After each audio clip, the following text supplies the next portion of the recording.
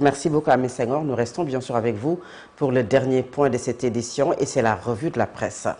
Bonjour, des sujets multiples et variés sont à la une des quotidiens ce jeudi. Solo met en exergue le différend entre Ousmane Sonko, l'actuel président de l'Assemblée nationale, leader du parti PASTEF, et Mame Mbaye Niang, l'ancien ministre, sous l'ère Macky Sall. Le tribunal de grande instance de Dakar a renvoyé au 22 juillet prochain l'affaire opposant Mame Mbaye Niang à Ousmane Sonko autour d'une villa située à la cité Keur Gorgui. Le report a été sollicité par des avocats du président de l'Assemblée nationale afin de répondre aux conclusions de la partie adverse. Derrière ce litige se cache l'une des prolongations les plus sensibles de l'affaire de diffamation qui avait conduit à la condamnation d'Ousmane Sonko au paiement de 200 millions de francs CFA de dommages et intérêts et qui avait été d'ailleurs à l'origine de l'invalidation de la candidature de Ousmane Sonko à la présidentielle de 2024. Sonko et Mame Mbaye Niang. Le feuilleton judiciaire sans fin s'exclame sur le quotidien. Le tribunal reporte donc les débats en forme enquête parlant de ce contentieux entre Ousmane Sonko et Mame Mbaye Niang.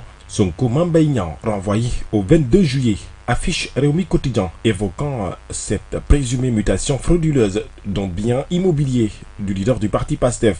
Mame Mbaye Niang continue de réclamer ses 200 millions, Sonko pas encore au bout de ses peines, dit le Point Actu. Ce même journal, Point Actu, parle d'ailleurs d'Ousmane Sonko sous un autre angle, notamment le recours des députés d'opposition à l'Assemblée nationale au niveau du Conseil constitutionnel sur le retour de Ousmane Sonko à l'Assemblée nationale avant d'être érigé au perchoir. Mes confrères ayant fait un entretien avec le député Tafsir Thioye, un des signataires de ce recours au Conseil constitutionnel, Tafsir de dire que le cas de Sonko est une forfaiture sans précédent. Selon lui, le Conseil constitutionnel est obligé de se prononcer. Le député non inscrit Tafsir Thioye de dire que le professeur Maïssa Diakhaté s'est trompé de bonne foi, car selon lui, le Conseil constitutionnel est compétent. Il est tenu de dire le droit, car il s'agit d'un cas de violation flagrante de la Constitution. En tout cas, selon Yorio, parlant de ce recours de l'opposition contre Ousmane Sonko, les 7 sages font face au mur de leur propre incompétence. Nous restons à l'Assemblée nationale avec le député Guy Marius Sagna qui a proposé des lois sur la gouvernance. Le parlementaire s'attaque au fonds politique et au cumul des fonctions. Il a soumis au groupe parlementaire PASTEF majoritaire à l'Assemblée nationale 4 propositions de loi portant sur le contrôle des fonds spéciaux, l'interdiction des cumuls, la gestion du patrimoine foncier et le statut de la police. Les quotidiens sportifs parlent de la Coupe du Monde 2026. Le coup d'envoi de cette campagne sera donné ce jeudi, Coupe du Monde 2026, le mondial de la démesure, l'Afrique de l'ambition, puisque le continent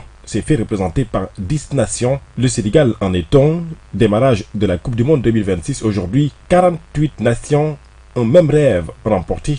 Le titre mondial affiche le quotidien national. Walf Quotidien s'interroge, faut-il s'alarmer pour les Lions du Sénégal après avoir vu leurs 2 derniers matchs amicaux avant l'entame de cette campagne? Une charnière centrale pas au top de sa forme. 8 joueurs offensifs utilisés, un seul buteur en 2 matchs. Il s'agit de Sadio Mané. Pape Thiaw, lui, rassure et lance le derby face à la France. Nous allons affronter la meilleure équipe du classement FIFA avec des atouts impressionnants, mais selon toujours le coach de l'équipe nationale du Sénégal, son équipe a aussi des qualités et fera tout pour être prêt et remporter ce match pour mieux entrer dans cette compétition. En tout cas, l'ancien coach de l'équipe nationale du Sénégal, Alain Giresse, a déjà fait son pari. Le Sénégal a le potentiel pour atteindre au moins les demi-finales, a-t-il laissé entendre. C'est tout pour vos quotidiens. Merci et bonne lecture.